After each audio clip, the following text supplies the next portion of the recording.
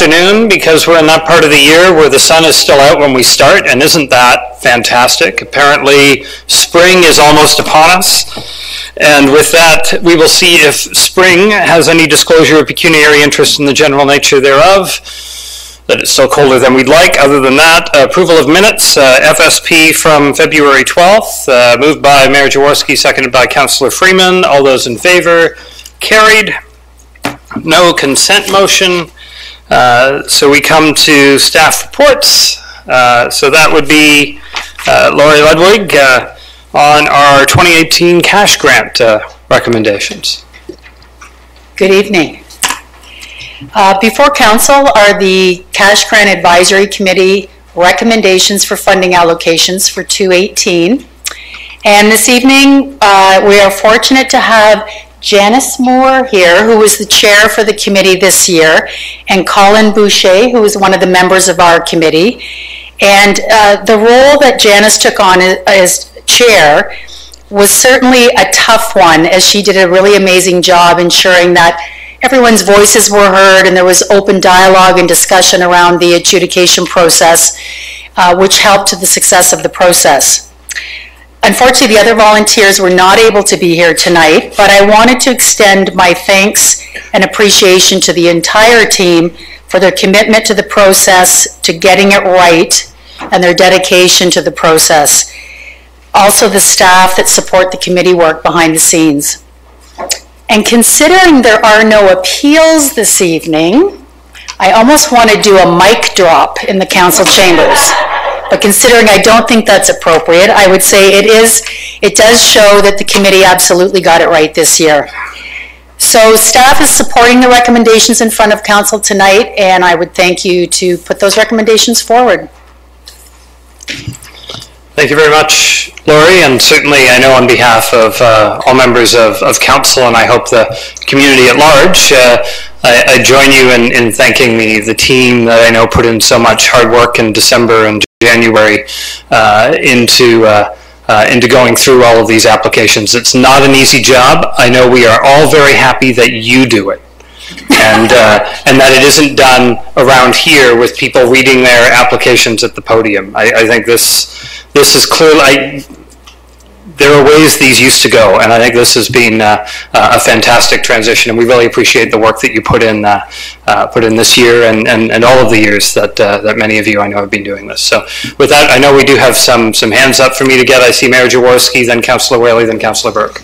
Thank you. Through the chair, one of the comments of considerations for 2019, of which there's about 8 or 9 or so, Council to consider adding a science and technology category to the cash grants funding stream. I'm wondering what the committee is seeing in the applications that is driving that. I'm sure there's certainly a need, but there must be something particularly driving that point in the report. Through you to Chair Henry, there are several different categories, including science and technology. Some of the programs that came forward this year were actually a stream that were school programs, but not necessarily funded through the Ministry of Education. But I think the committee felt that because the culture of the city in general is sort of looking at that science and technology and promoting that sort of opportunity, they saw a need that possibly opening the scope of the categories might be of interest to council. I think along with that is social services, and I think the other possible stream would be environmental. So I think when we look at it, it needs to go beyond just that if we're going to look at opening up the scope. Okay, thank you. Thank you, Councillor Whaley. That was my exact question, Mayor. Thank you for covering it. I'm so surprised. First of all, thank you for the effort, because I know, having been on the other side of doing the applications years ago, I know how difficult it is. I know almost every one of these you can make a really, really strong case for it, and I know it's very difficult. But it strikes me how wide a swath this cuts, from arts to culture to sports to, it's really the fabric of a community, which we're getting for somewhere around $70,000 a year. But you did mention in your considerations for 2019, consideration should be given to increasing the grant budget. Can you talk a little bit more about that? Because I mentioned that a couple of years ago, and it's nice to see it coming back. Through you to Chair Henry, I think the last couple years, the committee was noticing the exceptional quality to the application requests versus just asking for the sake of asking. And because of that, I think there was an appetite, should there be more money, to increase the amount, as the applications are, or the applicants are allowed to apply for a maximum of $5,000. So to start off with, you're almost just only considering half that amount and working down from there. Would we bump it up closer to 5? Should the application warrant it? Absolutely. So I think they're seeing more value in the type of requests that are coming forward. So if I use this year numbers as an example, there was $219,000 of requests. If they would have funded things to the full value, which would have been the amount, like well over $5,000, then we would have wanted about an increase of $182,000 to the pot. But I think if you just flatline it at a $5,000 cap, then you'd be looking at about another half of that to an increase for the budget. Okay, thank you. Certainly, there's never any shortage of good ideas in this community for our citizens to consider for the limited pot of money that we have, and very much appreciate the recommendations, and we'll see what can be done with those as conversations continue into next year and beyond into the 3-year budget cycle. I know we've also had challenges, recruiting for this noble and worthy and very interesting and highly engaging committee that surely everybody should want to be part of. Is there anything, Laurie, that we might have in the works that you can speak to for how we might be able to help solve some of that challenge going forward? Yeah, I think some of the work that we're doing through the neighborhood strategy, and included in that is another review of the neighborhood matching fund. I think there's opportunity at looking at efficiencies within a grant committee that might review more than just the cash grant applications that come in. I think some of the feedback that the clerk's department got from their review of committees of council was a lot of members were looking for a more robust opportunity for their appointment to this particular committee. So certainly if they were interested in tacking on some of the other granting opportunities, that would give them more work to do throughout the year. And there'll be more recommendations on funding unique ideas coming forward to this council through the neighborhood strategy that I think we could look at this committee doing a little bit more work around that. I think that's a good teaser for staying tuned to the neighborhood strategy coming back to us and what we might do with that. Yes, appreciate that. Any further questions, Council? I'll look for someone to move this motion. Councillor Burke, seconded by Councillor Whaley. Any further discussion? Seeing none, all those in favor? That's carried. Thank you. Thank you very much again to the committee for the work.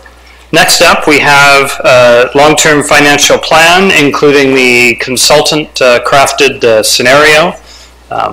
Cassandra Pacey has a presentation for us. Cass, go ahead when you're ready. Thanks. Good evening, Chair Henry, Mayor, members of Council, CMT. Thank you for the opportunity to present this evening on the long-term financial process. I have a few things that I'll review with you, including the model that we've developed, the consultant scenario, the target scenario assumptions, what the consultant's recommending from that target scenario, and the assumptions that can change the tax levy, and ultimately the recommendations before you tonight.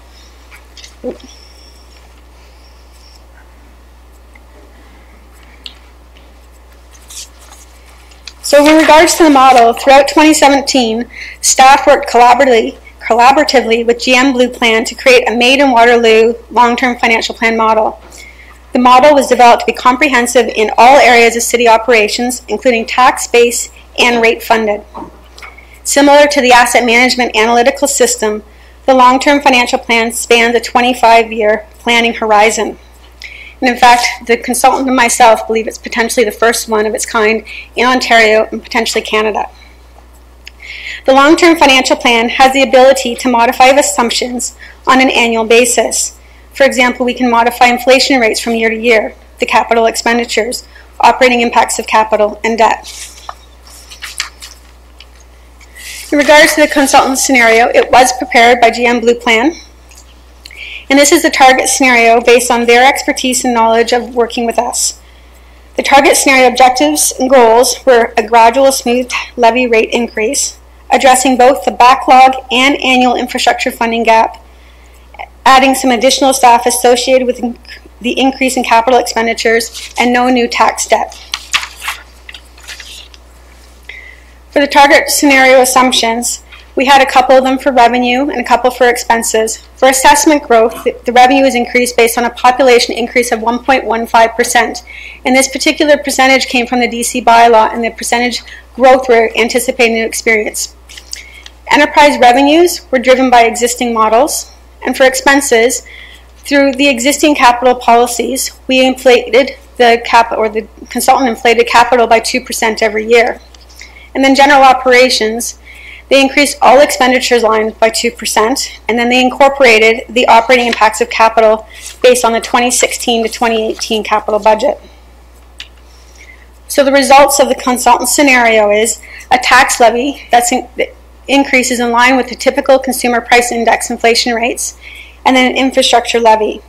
So throughout the process of creating the target scenario for the asset management plan, GM Blue Plan identified a backlog of approximately $140 million infrastructure rehabilitation or replacement, and an annual tax-based funding gap of $14 to $17 million.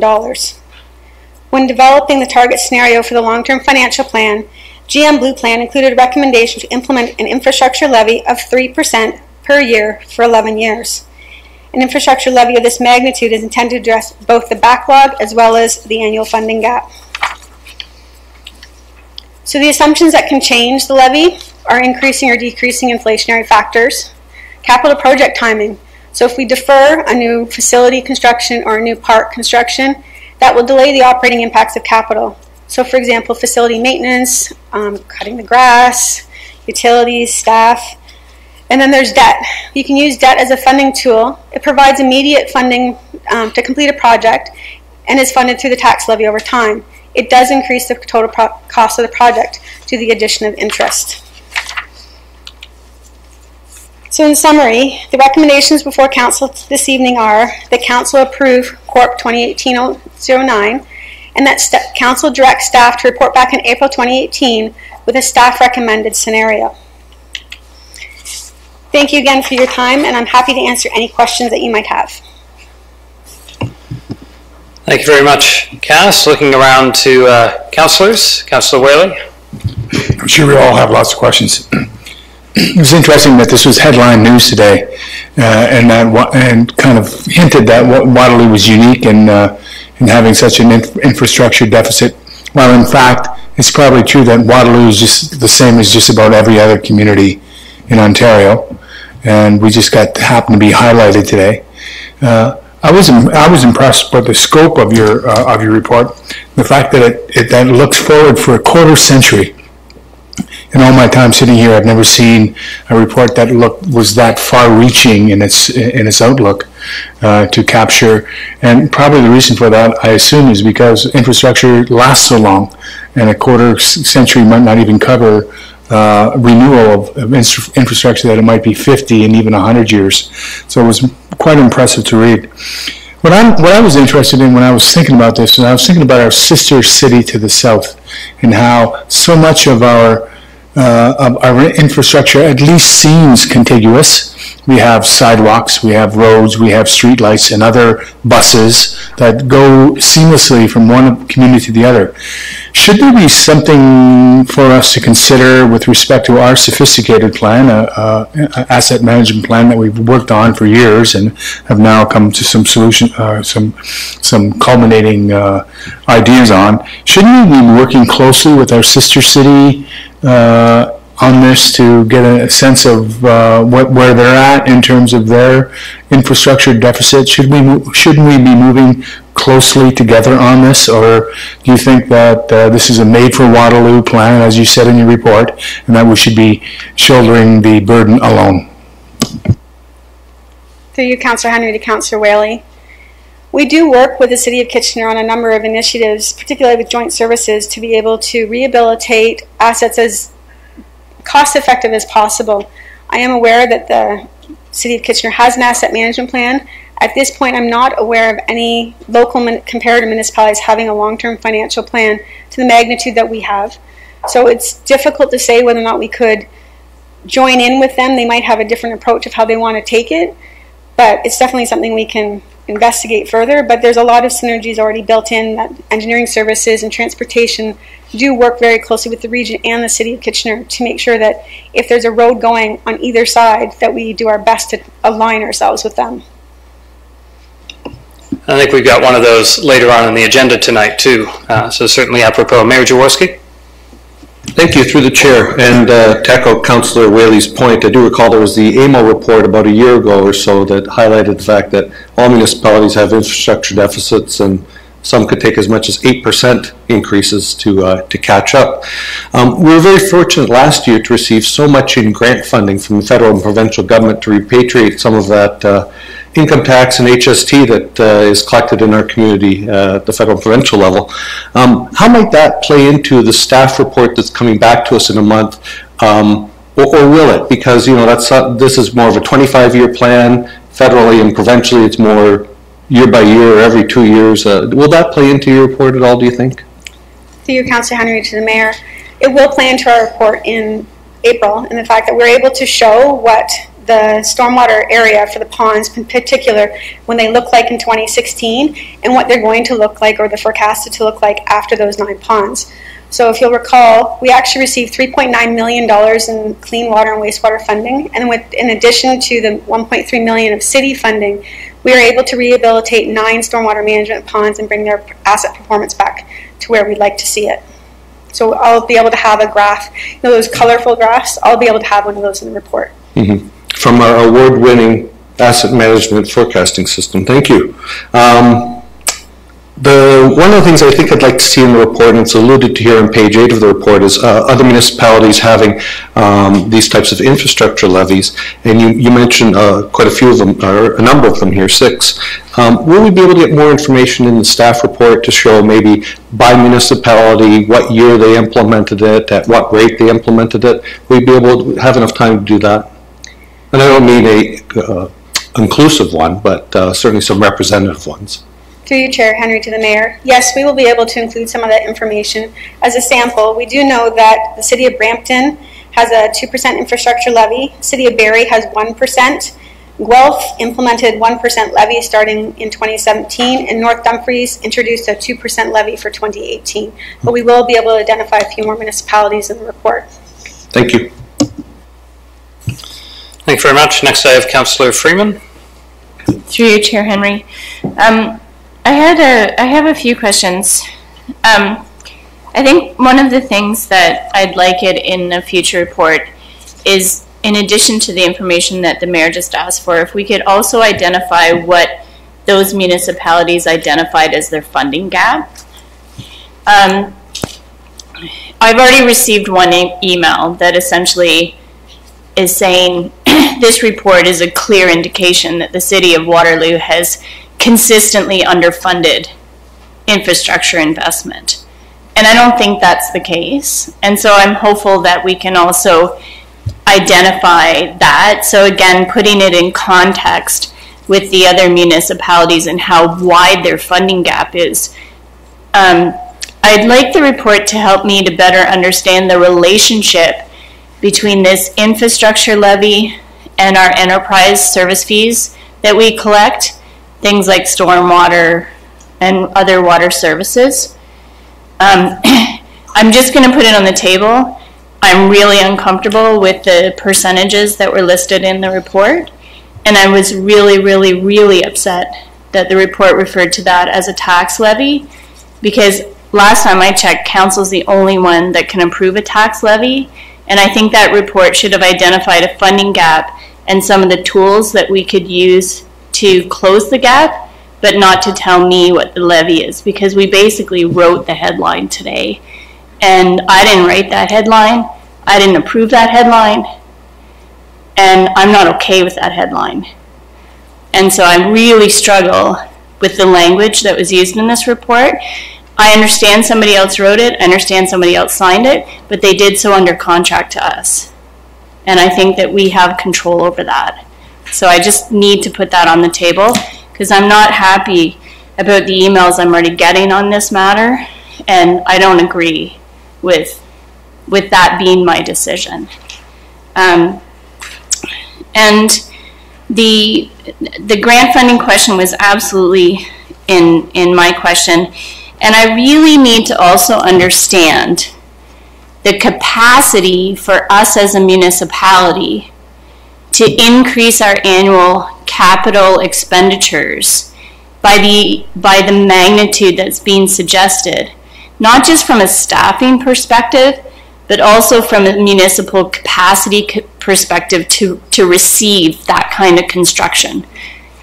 You know, I appreciate the fact that some of those things could be internal renovations and so on, but there is going to also be a limit to the capacity of the community to say, yeah, you can tear up every second road around my house. And that is just not going to happen. And so I think too, like, I'm really asking for a touchdown on some of the realism of this. And I really, like, it's a lot. You're asking for a lot of staff increases to be able to manage this kind of annual infrastructure investment. And I think we have to look really seriously at that. And you know, the documents that we have, that we receive every year, that normalizes the city's performance against other municipalities based on population. Excuse me. I think it's going to be really important to look at those documents and say, okay, we're forecasting, let's forecast forward. We're going to spend this many more $1 million a year in capital projects. Typically, we know they're going to be in the range of somewhere $2 to $5 million or less. There'll be the odd 10 or whatever, like sports complex. And then say, how many more project managers are we bringing in? And what does that normalize out to? Because I think we have to stay in that zone of realism. So those are all the pieces that are swirling through my head on this. And I appreciate they aren't all questions. And I appreciate that they also illustrate a little bit of frustration on my behalf. And I really want you to know that I appreciate the work that's been done on this. It's very, very important work, but these are the pieces that are concerning to me.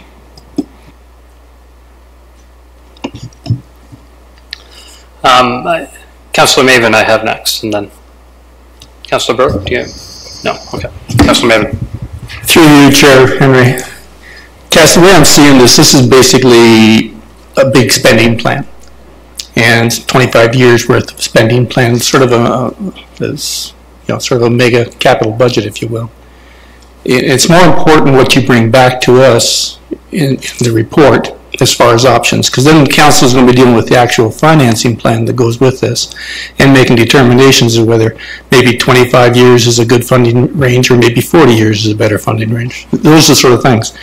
I'm looking at what's in front of me, and one of the things that usually happens with new infrastructure is there's efficiencies that are created, and there's savings from operation. It can be simple ones like better insulation and increased hydro efficiency, or there could be new ways of doing things, new technology that can create massive savings. But I don't see that assumption built into the plan anyplace. Through you, Chair Henry, to Councillor Maven. When the operating impacts of capital was being developed through the asset management plan, what it was doing was actually taking the new infrastructure we're building and estimating the operating impacts for that infrastructure. For the efficiencies on, we've replaced a playground and we don't have to inspect it as often, that was considered rehabilitation, and we didn't really consider any additional operating impacts of capital, because we know that we rehabilitate one is going to go slide down a bit more, so it's still going to need some of those dollars, but the operating impacts of capital is really targeted for, we're going to build this new park, we're going to build this new splash pad, this new building, and consider that aspect. So that's definitely been in a topic of consideration with the consultant for their scenario, as well as for any scenario we bring forward if council approves this report. And for building new ones, I can understand that, but we're talking about basically refurbishing old assets. So there, I don't quite grasp why there wouldn't be some savings built in. But setting that aside for now. And new assets, of course, have development charges as a source of funding as well. So that's a different category of financing, a different category of expenditure. I'm hoping when the report comes back that there's going to be things like, I've just noted down a few myself, deferral of new projects. Because we understand the way the deficit's calculated, a new project automatically starts adding deficit impacts the following year. Is that correct? Or is that just a misassumption on my part? So if a new project comes in, through you, Chair Henry, Councillor Maven, if a new project comes in, depending on when it's projected to be completed, the operating impacts could be 1 to sometimes 4 or 5 years out from there. So deferral of a capital project would impact the operating impacts of capital, but it depends on how long it takes to build it as to whether or not it impacts immediately. No, I guess I was talking about capital projects in the capital deficit. So if we add a new building, okay, so we've got an expansion going on at the service center. When that expansion is fully completed, which I understand it is, and that's added to our books, does that reduce the deficit, or does it start increasing it the next year right away? Through you, Councillor Henry, to Councillor Maven, it doesn't add to it right away, because what we do is we take all the components and say, this is the useful life. So a foundation might have 80 years, so it doesn't do anything for 80 years. The light fixtures might take 10 years. So it depends on when those components are forecasted to each reach their end of life. We don't do a whole building on itself. It's the components that reach their individual end of life. Right, but they start being depreciated right away. Yes, but they for now they're in the excellent category, and then they slowly, but they will eventually impact the deficit. So you build something new, and right away you put a pressure on the infrastructure deficit. So that sort of begs saying, let's maybe review all our new projects and see what's going to be, beneficial, cost beneficial, community beneficial. And maybe some of those should be deferred. I don't see that as an option in here, but I think that in the report coming back, it would be nice to see it. Another thing I'd like to see in the report coming back would be annual target for increased or decreased, I should say, operating expenses, whether it's 0.5% or whether it's 1%, just so that there's some give and take here. It's building on the fact that there should be some savings someplace with refurbished infrastructure, and I just want to try to think that it should be quantified in the potential funding solutions. Redirect Waterloo Hydro dividends. I brought this up before during, I think, the 2015 budget. It didn't go over so well, I think, at the time. But maybe there's an option there to say, maybe that's where the dividend should go. Maybe that's a better place for them so people can actually see their hydro money at work and go towards paying down the deficit. And it would be a steady source of funds. Another one is that in 2031, 2032, I forget now, but the Rim Park funds, that's $5 million and change, that'll be available. I'm hoping to see that in the report as a funding source. I realize that in 10 years, the inflation, after inflation, the value will no longer be $5 million, but there is $5 million in the budget right now being used to pay for debt for Rim Park that won't be needed in about 10 years. So it's available for other things. It's already been mentioned, I don't see federal provincial funding of any kind assumed in the report or in the funding. I assume that will be in the report. There's also this comment about no debt. Now, debt's not necessarily a good thing because you're spending money on interest. But if you're spending money on interest, you're spending money on inflation. Sometimes that's the same thing, and sometimes it just makes sense to move a project forward and debt finance it. In the long run, if interest rates can remain low for the debt, and I've lost track of where they were, but they were down well below 2% a little while ago. That's lower than the rate of inflation assumed in the model. So somewhere along the lines, I hate to see debt being totally rejected as an option. There are times when it is useful.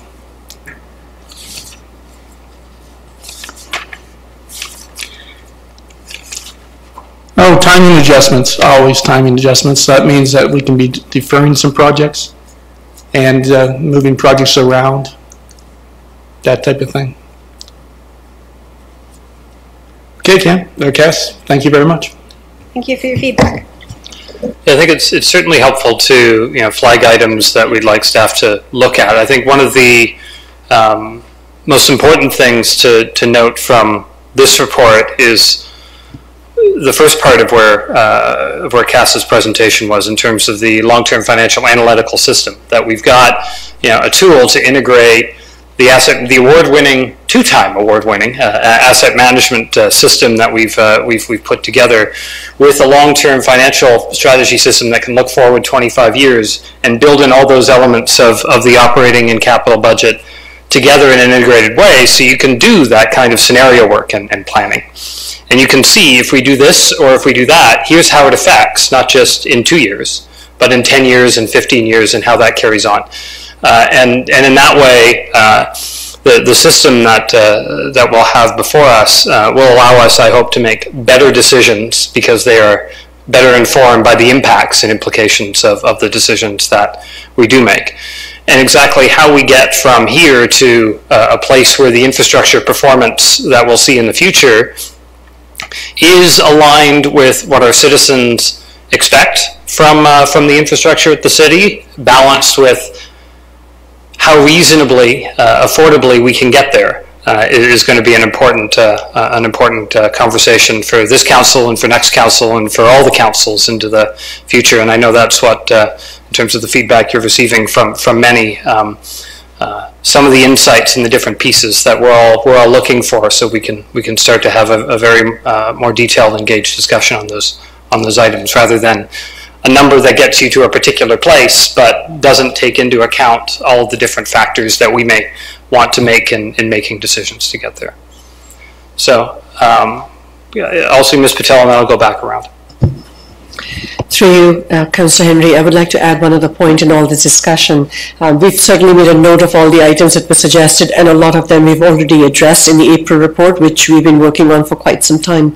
But one other point that I'd like to make is that this long-term financial plan is intended to be a live document. So much though we've put this version forward, in April we will bring a staff recommended version, and then with each budget process we will be revisiting this long-term financial plan. So it will not be static. As events occur, as we get new grants, we will be reflecting it in the long-term financial plan. At this point it would show the grants that we know of, but we've been conservative not to assume any new grants. So this is going to be a live document that we will be updating. It is going to be part of the decision making and the staff recommendations that will be coming to council. So I wanted to put that on the table too, so that council is aware that these updates will be happening. Okay, so next I have Councillor Freeman, or Mayor Jaworski. Councillor Freeman. Through you, Chair Henry. I appreciate that notion that it's a live document, and I guess my challenge is always going to be that you're going to ask, there's going to be some kind of ask here for an infrastructure levy. And so I'm going to need to know what are the tools to reduce that levy, shall we say, and or, as Ms. Patel said, that we may receive grants. Well, right now, my understanding is that when we do a tax increase, we want to collect that amount of money, and if our assessment growth is here, we still only collect that amount of money, right? So is that the kind of dynamic way that levy could be operated? I don't know that, so I would want to know that.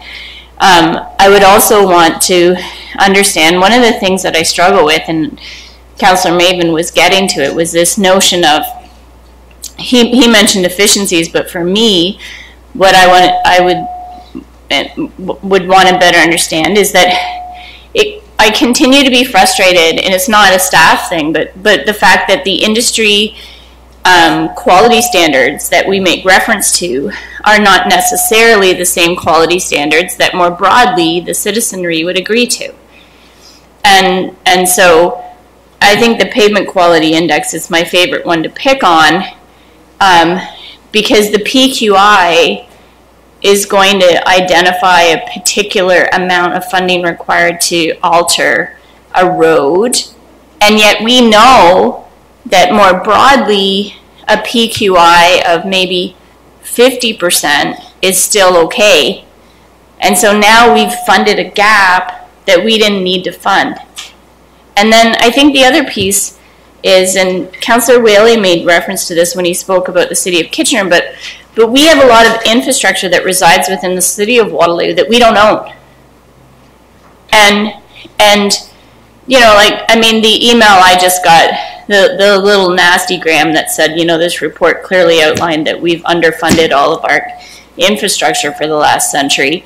Also pointing to the fact that they believe the roads were in the worst condition they've ever seen them this year. Well, you know what? I happen to know that they live on a regional road. So, like, whose road is the worst road that they've ever seen? Is it our road? I don't know whose road it is.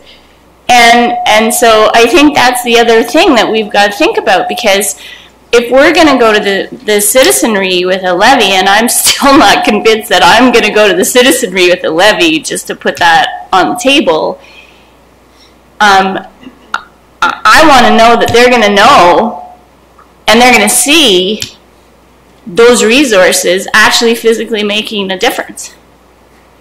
And I'm not, like, I don't know if that's going to happen. So those are all pieces of this puzzle that really make me struggle with this report.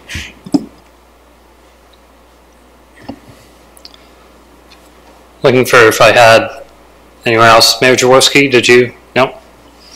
Anything else? Councilor Maben? Just a couple of things. And thanks, Councilor Freeman just gave me another idea. Yeah, Cass, they're all good.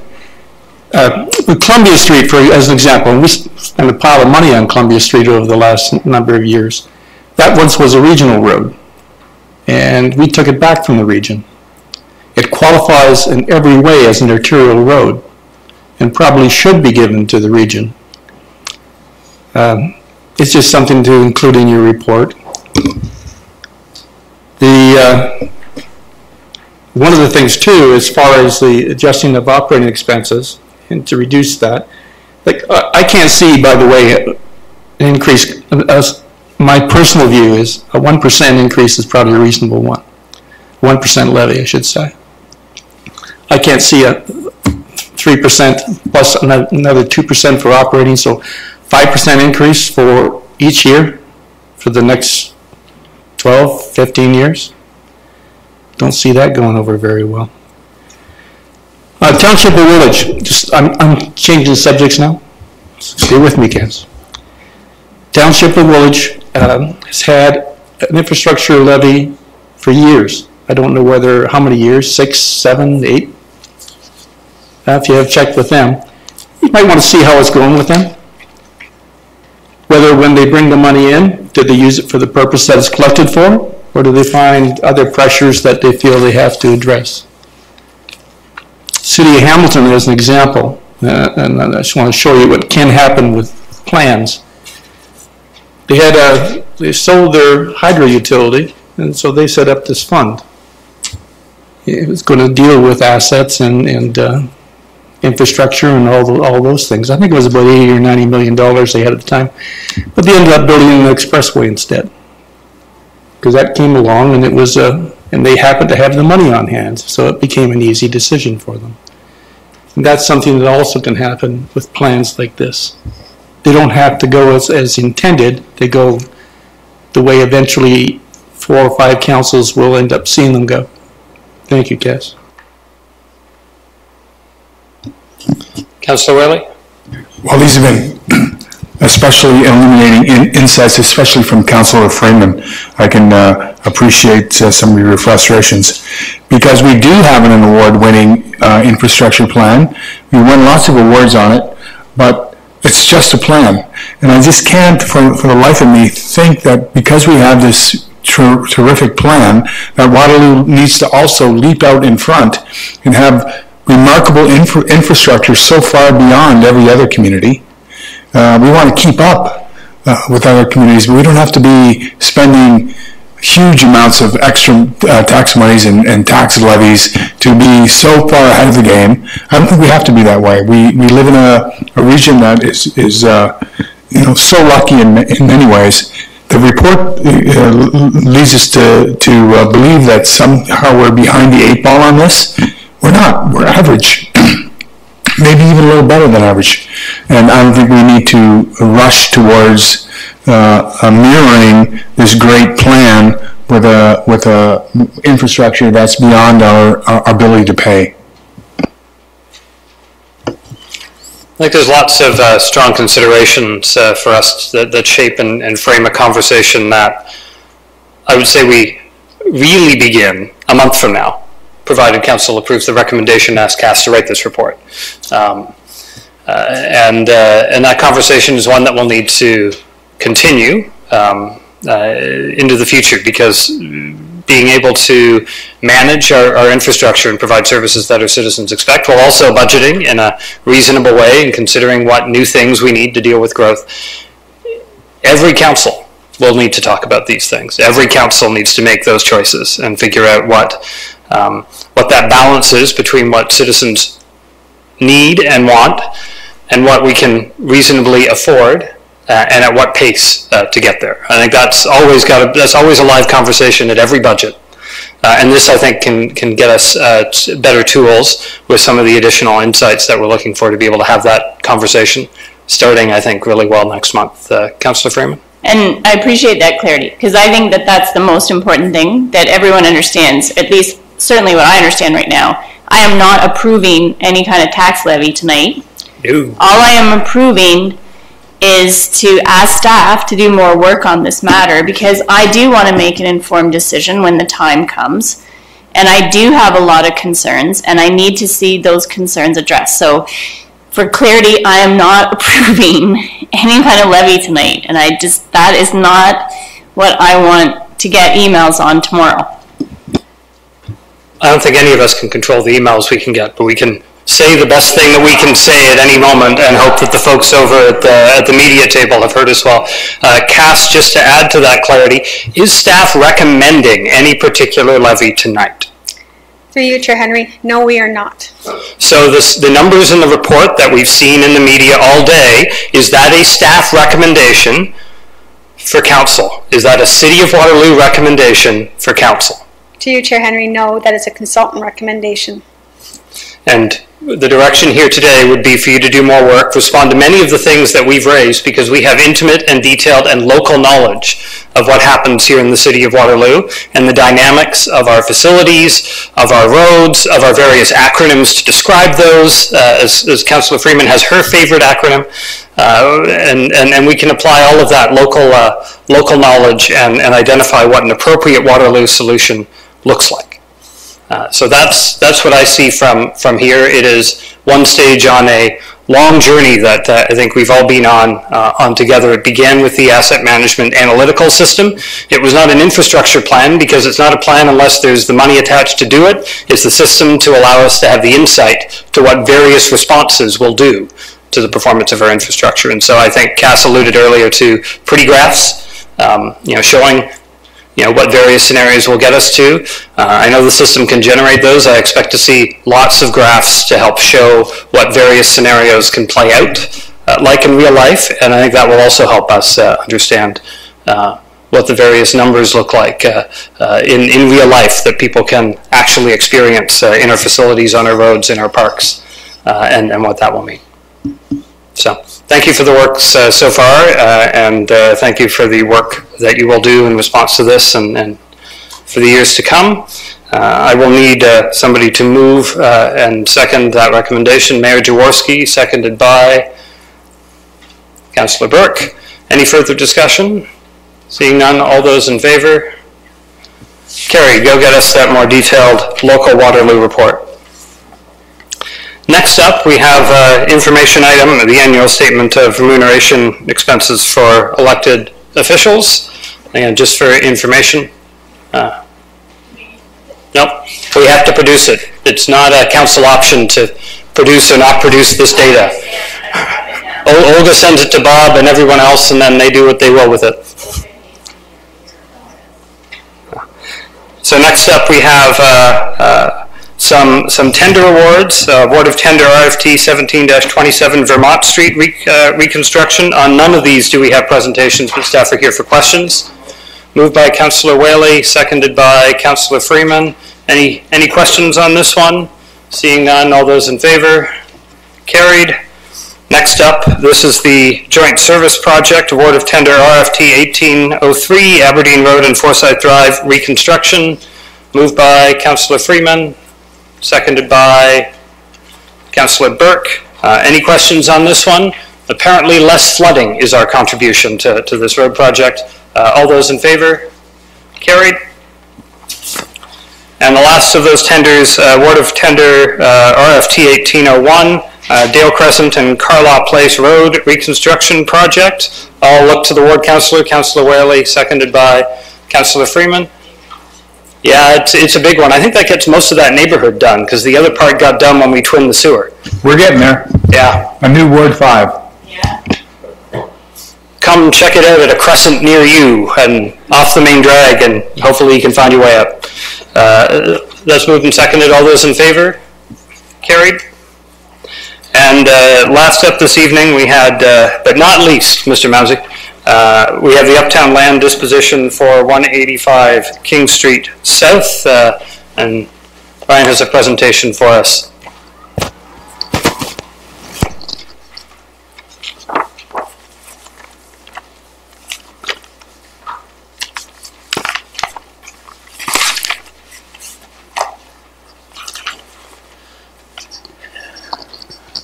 Thank you, Chair Henry, and to members of the Finance Strategic Planning Committee, good evening, and to members of the public and staff. I'm here tonight to talk about a disposition opportunity. And in previous years, the city has made strategic dispositions of city-owned land. Some examples of include innovative projects like the Premier Institute for Theoretical Physics, the Center for International Governance and Innovation, the CG Campus, the sale of Seagram lands, and the city has taken its time to strategically think about how to best use these properties. We are here today through Report CAO 2018-004 to discuss the opportunity to move forward with the ARC disposition. This is located at 185 King Street South, and I'll just walk you through a few slideshow decks. The property, as you're aware, is at King and Allen. It is a major entrance in the Uptown. It is experiencing rapid growth and intensification. It is surrounded by landmark buildings, the Red Condos, the Allen Square office building, the Bauer buildings, and the recently approved and under construction circa 1877 project, among other projects. The property is 0.36 hectares in size, which is 0.89 acres. That's before road widenings, so it's a sizable parcel in the Uptown. And it's on a corner lot. It's bound by 3 LRT sides, which include Caroline Street, Allen Street, and King Street South. In terms of the existing use, there is the Adult Recreation Center on the property. It's approximately 1,465 square meters, 16,000 square feet. You've received previous reports through our Community Services Department about the strategic relocation of the Seniors Services programs to another facility. This project is being coordinated, and it's really important to understand how the ARC disposition proposal fits into the larger projects and the evolution of the Uptown. There's about 43 parking spaces on the property. In terms of surrounding context, very slowly, you'll see the LRT route in blue. You'll see the ARC property in the red hatched boundary. Some of the projects I talked about. And this essentially is the Allen Station LRT node. And when you look around the corners here, the property is located directly across from the LRT stop. In terms of some of the developments I talked about, I think what's important to note as the Uptown continues to evolve is that there's been a fair amount of residential projects just in the immediate surrounding area. There's approximately over 1,100 units that have been approved, built, or under construction. That's about 2,000 people that's living in the immediate surrounding of that LRT stop. There is some major employment anchors, and that include Allen Square. That's an important building of about 110,000 square feet.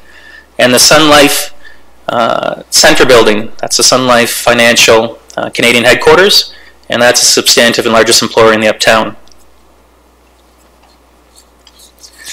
In terms of the Allen Station, this graphic simply shows where the property is along the route in terms of the LRT stop, and in terms of the development that was recently approved adjacent to the property, and that's a circa 1877 property. What's important about this property is that there's some development approvals that are coordinated with the ARC property, and that includes a shared easement that runs along the driveway access. And so there is some details that have to be managed in terms of future redevelopment opportunities. In terms of the Uptown context, just a brief slide to talk about how the Uptown is evolving and why we're presenting the disposition proposal. There is development across the entire Uptown. This graph, which is unbelievably difficult to see right now, highlights a series of projects throughout the Uptown. And what's of importance is that there's over 3,000 units that have been built, under construction, or under review in the Uptown. So the Uptown has a very robust residential core.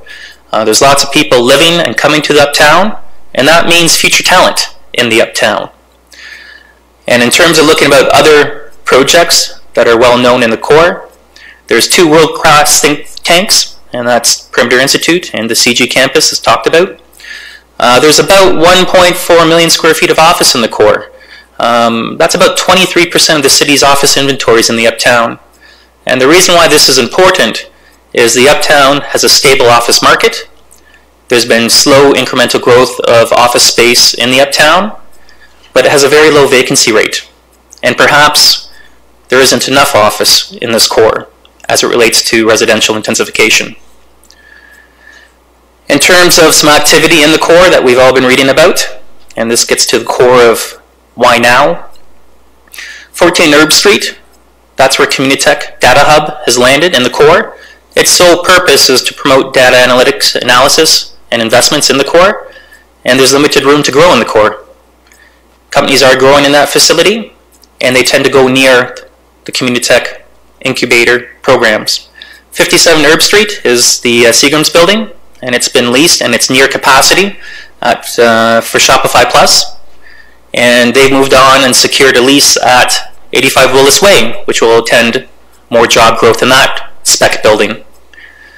1 King North was recently repositioned, Hadatisha Jewelers, and they're now full on the second and third floor.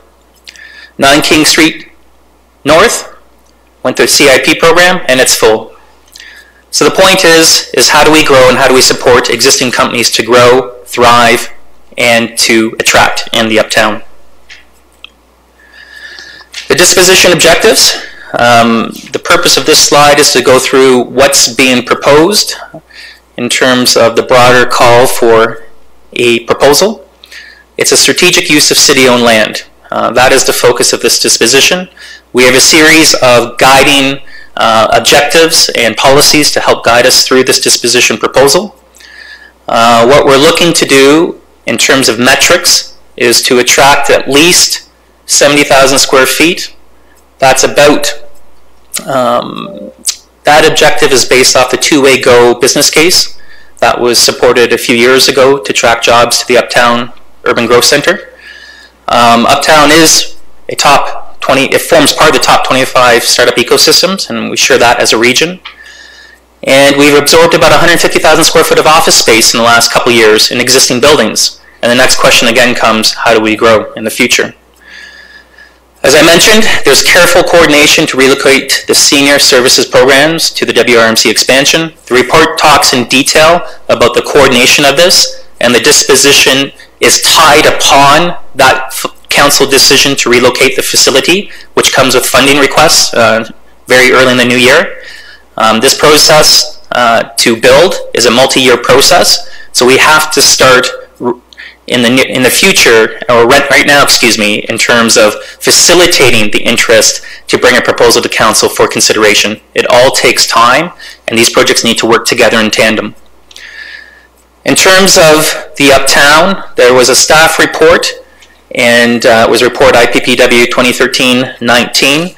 This is a very important report because it outlines the disposition of city-owned lands, and it talks about positioning the city of, or the Uptown of Waterloo as an employment and innovation center. We're following that mandate in terms of an employment center. That's reflected in the strategic plan in terms of employment, and the Uptown Vision 2025 as a position about live, work, and play, and move. In terms of the criteria, what we are looking for, I was ahead of myself a little bit, was a 6,503 square meter office building, urban employment. So that's a minimum. It's very likely that this could be slightly larger, and that would be tied with that is a developer proposal about parking, square footage, site constraints, and all those issues that someone will have to prepare to present to council.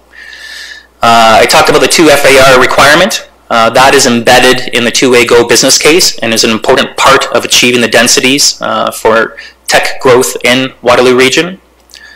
And that could generate at a minimum 350 to 500 jobs, much likely more. As one of the criteria, we talk about a minimum of 70 parking spaces and 1 level of underground parking. That's to facilitate intensification. There could be more parking on the site, but it is located right across from an LRT station. Continuation and relocation of the senior services program, that is a condition of the disposition, just so that we're clear. They're not independent of each other, they're tied with each other, so that decision will have to come in the new year. The purchase price is part of the disposition criteria. We received an appraisal, and we have an idea about the value of the land for an urban employment use. And so in terms of moving forward, we have a guide, a benchmark to see what that land is evaluated at, and that will be brought into council's recommendations in a few months. And in terms of the submission requirements, and I'm just finishing up right here, in terms of a design brief, to convey the potential development proposal, design submission will be presented as part of the submission package, and it will show the design intent, the project vision, and the development metrics to ensure that the city is getting the minimum criteria, and perhaps there will be more. A disposition submission checklist will be required, and that will outline the proponents, it will outline the square footage, it will outline all the technical information, including the asking price. So why now? As I touched upon, the Uptown has a very low office vacancy, and we see that as a strategic opportunity to facilitate the future development of urban office space. We've had a lot of residential development, and to maintain a balanced economy, it's important to have a diverse range of uses. And this is about business expansion and retention as a core mandate, with the ability to attract new companies as it relates to the Toronto Innovation Corridor. In terms of market trends, there is a growing trend towards urban intensification and urban job growth. This is something that we've seen during the last 5 years, and we've most directly experienced it with Shopify Plus and the community tech offices. This trend is expected to continue. Another important fact is the changing demographics. This is about the millennial demographic and them as a group becoming 50% of the workforce by 2020. The time that this project, if it were to continue and to move, 50% of every worker is going to be a millennial. And so it's about providing office choice to this growing demographic. And as I talked about timing, it takes 2 to 3 years to get development approvals processed, to review, to move forward. This is about locking in some certainty in terms of how to move forward subject to council's decision and priorities. In terms of the steps, we've broken this down following today's discussion, is a 6-week submission period. This is a fairly aggressive time period to have any proponent to submit a development application, to submit a design vision for the property within 6 weeks. We've created a new website for this proposal opportunity, which will be available on Wednesday. We've provided other information in terms of updated survey information, non-disclosure agreement to provide some technical background information on the property, And we're going to post this later in the week in terms of the opportunity to receive proposals. In terms of the deadline, we're asking for a May 1st submission deadline. All the proposals have to be submitted by that time. And in terms of reporting back to council, to come back, because it'll take a couple weeks to process the proposals, is to come back June 11th. And so that report will include a summary of the submissions, will include the ranking of the proposals. We have other criteria such as design expectations, architectural quality, and the aesthetic component as well. And it will rank all the proposals in terms of the strengths and weaknesses. In terms of declaring the lands as surplus lands, we have not done that yet.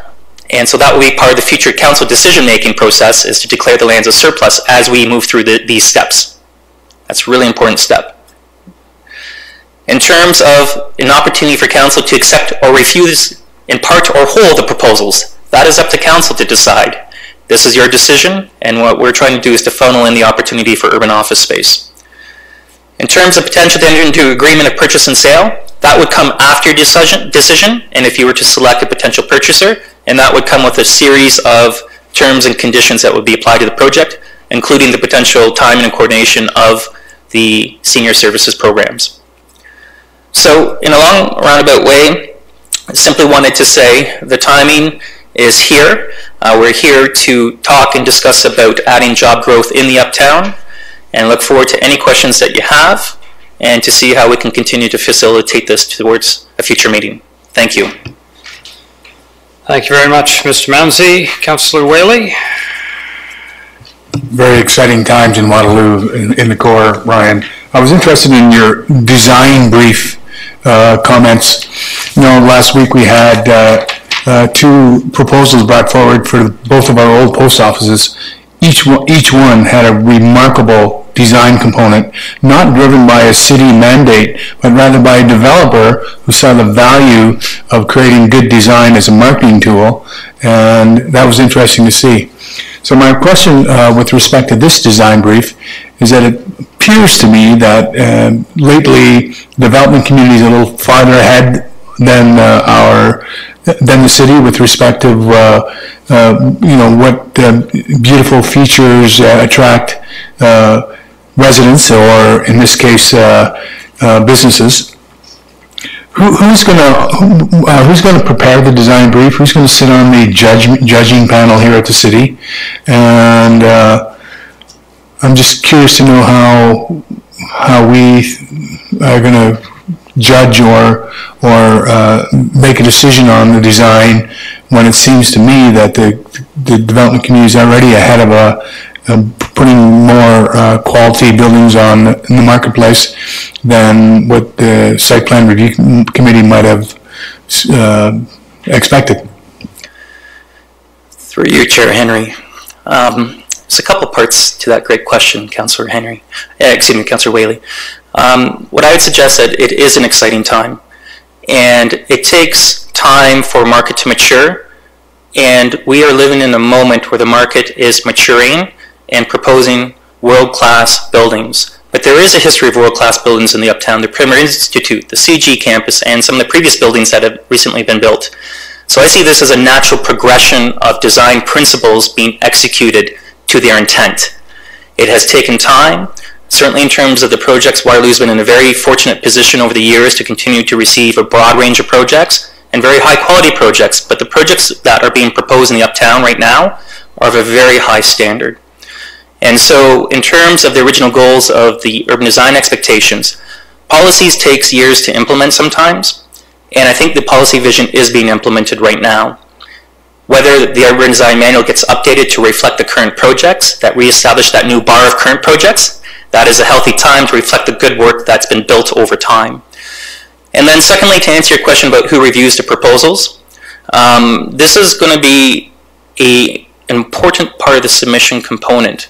First is the metrics about the office space, but the criteria and council's expectation that we've heard loud and clear is that the buildings have to form part of the city, they have to be of a certain expectation to move forward, to continue to put Waterloo on the map. And so I think in terms of the criteria, we have baseline criteria in our urban design manual. It's the principles that matter. And so if we get the principles right, and they're very clear in the urban design manual and in the policies about how are they being achieved, we can summarize those in a matrix form to say which ones are hitting the core principles. We've identified in the processes some of the design priorities for the site as a landmark building, for transit-oriented development, in terms of neighborhood fit and compatibility. Those are all pre-selected in terms of the package that gets sent out to interested parties, and it's up to them to propose what their vision is. So this is, in a long roundabout way, following the trend that you're seeing is letting the development industry be creative, letting them innovate, and to submit something that's based off of their vision with some of the key priorities. When that gets in the report, it'll be flagged and summarized, and it'll be up to council to decide in terms of the proposals that they see in terms of, we will recommend as part of a senior project team, the priorities and rankings of the projects, and council will get a view of that, and they'll see the report rankings in terms of how the projects relate to one another. So hopefully this is a very exciting opportunity. Hopefully that there's some uptake that reflects your vision of what that site could be. And this is about demonstrating and testing the market if we're ready to achieve this urban employment we've been talking about for the last 3 years. I hope that's answered your questions in terms of the steps, the who's, and the how's. And we can move, we'll see how this unfolds over the next couple months. Other comments, questions? Mayor Jaworski? Thank you, through the chair.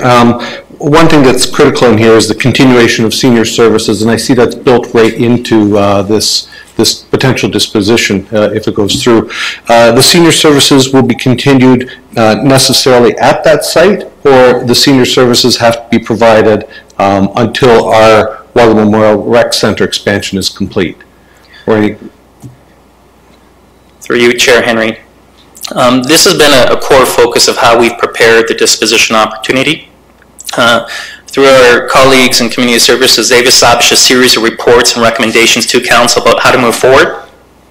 We're referencing those reports and council's decisions about the position of maintaining the adult recreation center in its existing location with the senior services programs and community programs, and to move forward with that until a proponent's been selected and the bid tender process has been awarded. And so it's a series of effects that we're to follow the existing processes that have been identified, have been approved. Now, if a developer comes in with different proposals and their visions, they're free to talk about those. We can certainly flag those in the reports if there's any changes or differences in that. But those are our expectations that we built in the processes today. Part of our job in terms of going down this path is to see what the market says. And we have our terms and conditions. We are not kicking anyone out right now. We are not forcing any change. We're about moving forward with more discussion and more decisions to go through. Great. As long as our seniors programs are protected, that's right. What I want to hear. Yeah, that's embedded in the agreement, and with any future, if it gets to that point, agreement of purchase and sale, those milestones and projects would be built into the processes.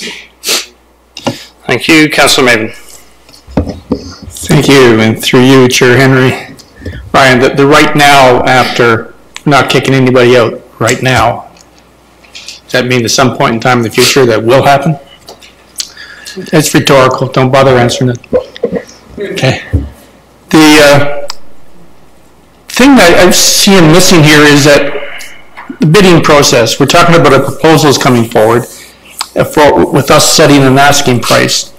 Isn't it somewhat normal in real estate, it seems these days, that a bidding process is actually a little bit more beneficial to the seller? And can that be built in? It seems like all the criteria are there. You'll still get the creativity that the various proposals could give, but you could also ask for a price too. Is that an option that you've considered? Through you, Chair Henry, what we have observed, and there is two paths for this, Councillor Maven. One is to set a price and to ask what you think the property is worth. The other is to ask what the market is asking for. And so our approach is to be more of an open market proposal opportunity. And in terms of a proposed development, we're aware of the selling prices in both Uptown Waterloo, downtown Kitchener, and surrounding areas. We've seen the recent land sale of 345 King Street in downtown Kitchener, and that was an open bid process as well. And so what we hope is through competition and in terms of opportunity, because this is a very rare opportunity, that the development industry will crunch the numbers to see what they can afford for an urban office space. This is about ceilings right now. Projects are becoming more expensive in the core as land values increase. And so the market will have to determine about what they're going to sell at the lease price of that future office or urban project. And so we're going into new territory in terms of only urban office. We have one recent example, a series of related examples. And at the end of the day, this is a decision of council. Council will be in a position to determine if this is what they want and at the right price. We have to fit this into a potential costing exercise and analysis for a future WRMC expansion as well. Is it enough? And so by moving this process forward, we'll determine we'll be able to answer a series of questions over the next 6 months to 8 months to say, look, this is what the opportunity is here. Are you able to move ahead with the with the WRMC expansion? And is this the best value for this use? And I think, and what I hope, is that some proposals will be able to provide a range of prices to council to discuss about and to see is this the right fit. By us selecting a number, land values change over time, and what we hope is that we can lock into a number that best suits today's market, and then moving forward provides a system that can continue with benchmarks and milestones move this project forward. There's high risk for everyone, and we want to make sure that we know what we're standing with. So, and again, in a long way, I don't mean to talk around the question, Councillor Maven. We don't feel comfortable with putting a minimum number as a sale price right now. What we do feel comfortable is that there's demand, there's opportunity, and let's see what the market's able to pull together for your consideration. Okay, but you've already used the term I was going to bring up next, and that is a minimum price can be set by council and still look at the potential advantage. It may not be there, but it may be, of using a minimum bid and then have a bidding process for it. Something to consider. I hope it's something that council will look at. The other one is the two-way GO train. You've said that that's sort of paramount in the valuation of this property and the potential buyers, if you will, developers. What's the timeline for that? Through you, Chair Henry. What has happened since 2015 is through the collaborative teamwork to put on the agenda the Toronto-Waterloo Innovation Corridor as an economic and transportation strategy to the province of Ontario. The whole premise of that proposal was to attract more jobs to this region. And that was a proposition to widen out and to expand the CN line. And so right now we have GO service from Kitchener to Toronto. We don't have a service from Toronto to Kitchener. And we're linked by the central LRT system that links Waterloo with the transit hub. And so in terms of timeline, there is obviously some direction that we'll have to wait and see with the provincial elections coming up. I think that's one of the questions in terms of how does this move forward and unfold. But the current provincial government has locked into greater train services to date. They have a strategic plan in terms of the widening out of that capacity of the railway and to build that out. It's still a multi-year plan, but the investments have already started to be made with the increase in trains.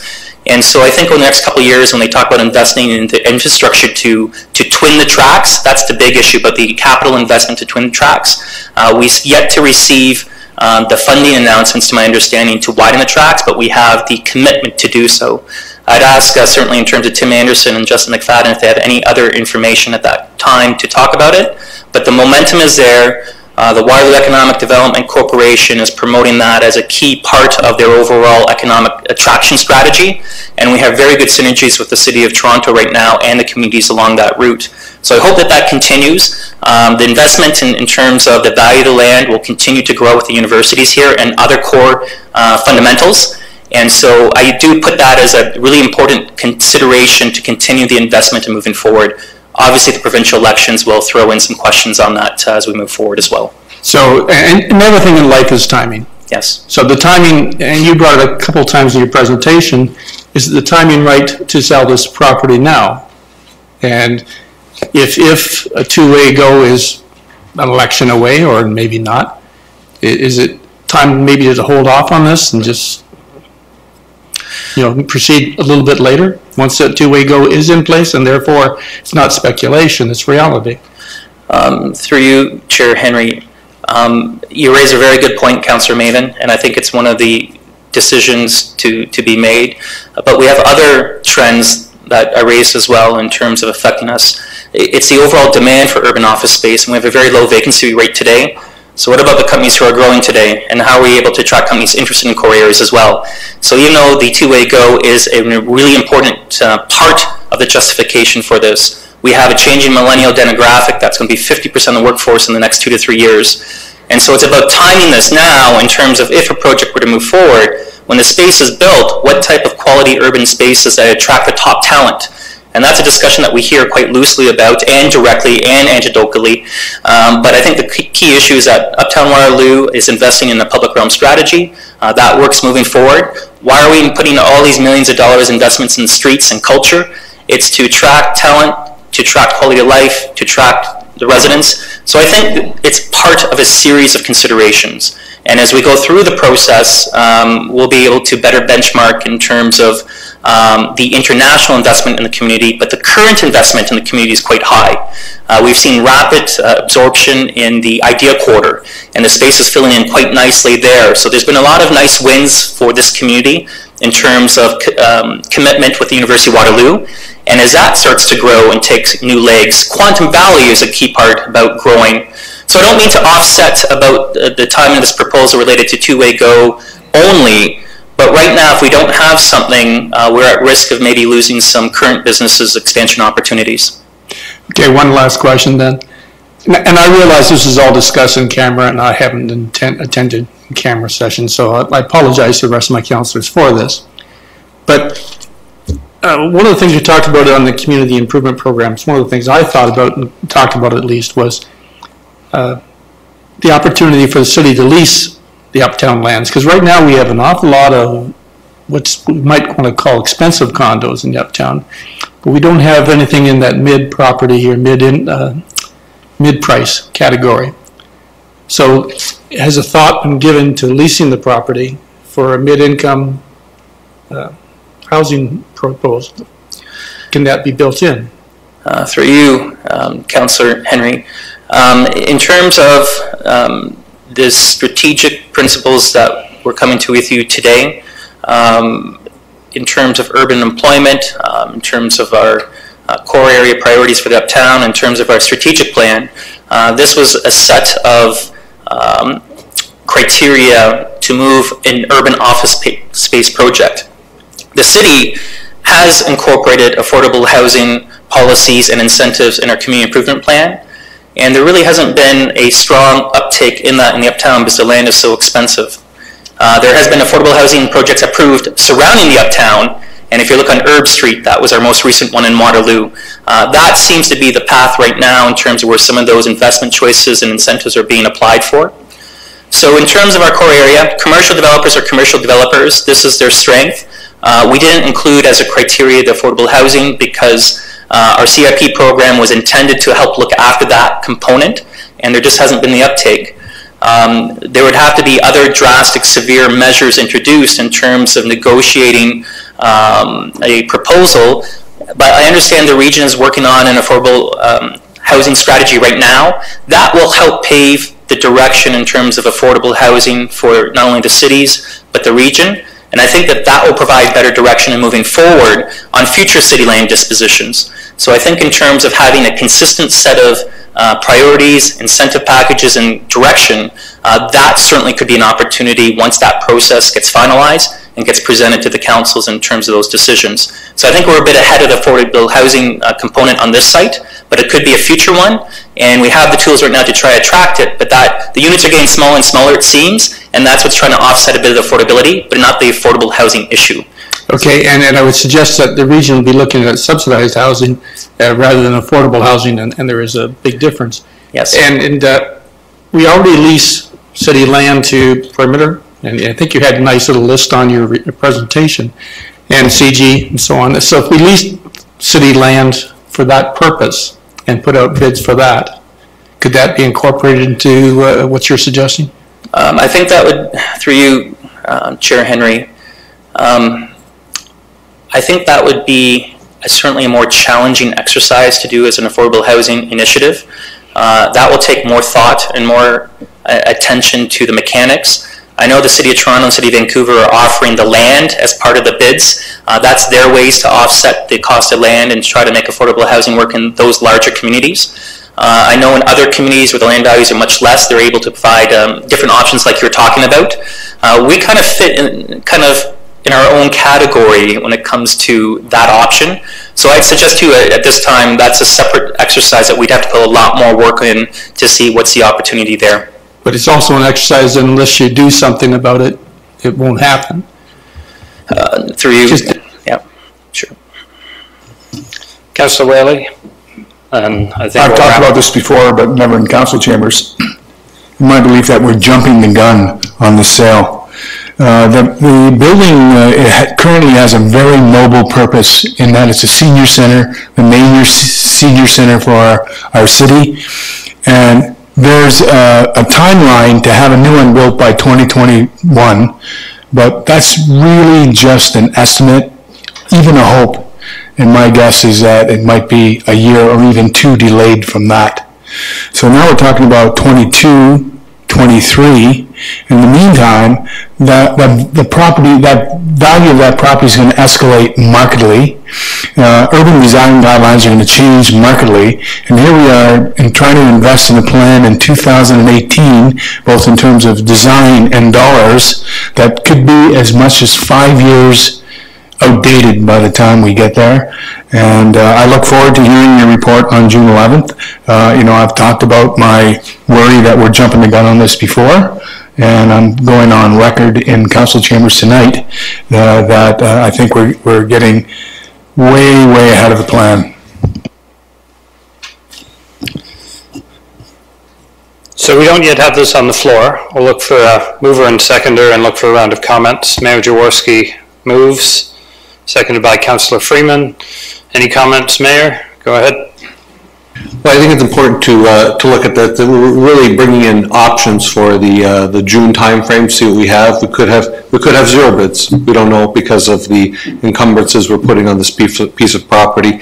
And one of the things it does feed into is that the sale of this property and the deferred maintenance that we don't have to do on this property does feed into the paying off the rec center expansion. So it does play into there, and I think it gives us an opportunity to see what interest there is in these properties. As we know from the regional transit hub, there was only one bid on that, and that was a big piece of property. So it remains to be seen what we'll see here. Hopefully there's interest, and we'll take that into account in June. As I think Councillor Maven mentioned about the sale price, that's going to be important to us. I think we should signal that today. That's an important piece because that goes towards funding the new Pallet Rec Center. So all this will come into play, and we'll have to see where it goes in June. Yeah, I think those are certainly all fair comments. This has been a fairly integrated process with a lot of moving pieces that are connected, as the mayor identifies. And Councillor Whaley has a fear around the timing of the rec center expansion. I think the easiest way to make that fear come true is to delay the ability to fund that expansion. And so I think both of them do connect to each other. But we'll see, as the mayor says, what comes back, and council will be able to make a decision at that point in June, and I trust we'll also have the Uptown councillor at that time to add her own voice to the projects that are at play. So I'll be in support of moving forward to June 11th. I think there's a lot of unanswered questions. Information will come forward on June 11th, and hopefully some of the concerns I have tonight will be allayed. We'll see, but I'll approve it tonight so that we can get to that next level of decision making. Fair enough. Okay, it's on the floor, moved and seconded. No further comments. All those in favor? All those opposed? Councillor Maven. That carries. No consideration notice of motion given at previous meeting. Notice of motion. Seeing none. Communications and correspondence or regional information correspondence. We have none. There is no unfinished business. Is there any other business, Council?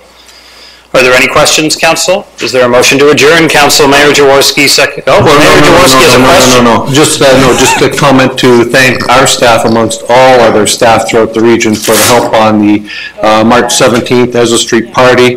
My goal for that one is to make it through as safe as possible. I'd say we did that, except for potentially one student still in hospital, one person still in hospital. I don't know if they were even a student, but it was thanks to a lot of hard work and over the past year, and we've really been working on essentially St. Patrick's Day 2019 for about 6 months already. So that next one will have 18 months of planning going into it. So we'll see what happens Sunday, March 17th, 2019. So thank you, staff. It's certainly true, I think, Mayor, that the additional police presence and the coordinated action has allowed, a lot more charges relevant to actions that we know have always been happening to actually be laid, because it's hard to, if you don't feel safe to put your head down to lay a charge, you can't do it. And so I think that speaks to the volume of safety that we're able to obtain to be able to get the charge volume up closer to the actual infractions that I know we were seeing. So appreciate those comments, and kudos to the whole team that was working together. It really was a multi-agency effort.